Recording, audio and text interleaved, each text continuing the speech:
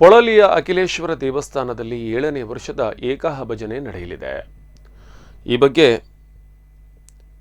ಯಶೋಧರ ಅಡ್ಡೂರು ಮಾಹಿತಿಯನ್ನ ನೀಡಿದ್ದಾರೆ. ಅವರು ಬೀಸರೋಡ್ನ ಪ್ರೆಸ್ ಕ್ಲಬ್ನಲ್ಲಿ ಕರೆದ ಪತ್ರಿಕಾಗೋಷ್ಠಿಯಲ್ಲಿ ಮಾಹಿತಿಯನ್ನ ನೀಡಿದರು. ನವೆಂಬರ್ 12ರಿಂದ 18ರವರೆಗೆ ವಿವಿಧ ಭಜನಾ ಮಂಡಳಿಗಳಿಂದ 7 ದಿನಗಳ ಕಾಲ ಸಂಧ್ಯಾ ಭಜನೆ ನಡೆಸಲಾಗುವುದು ಎಂದು ಹೇಳಿದರು.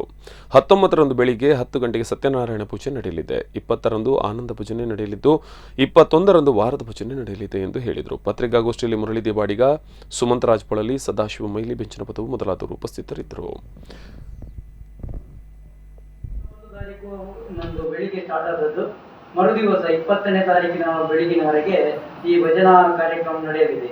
ಅದೇ ರೀತಿ 19, 11 ಮತ್ತು 11 ಶನಿವಾರದವರೆಗೆ, ಅಂದರೆ 12 ತಾರೀಕಿಂದ 19ನೇ ತಾರೀಕಿನವರೆಗೆ ನಡೀತಾ ಇದೆ.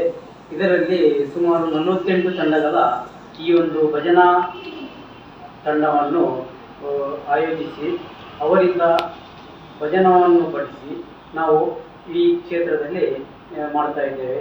ಇದಕ್ಕೆ ತಮ್ಮೆಲ್ಲ ಜನರ ಸಹಕಾರವನ್ನು ಕೇಳುತ್ತಾ ನಮ್ಮ ಒಂದು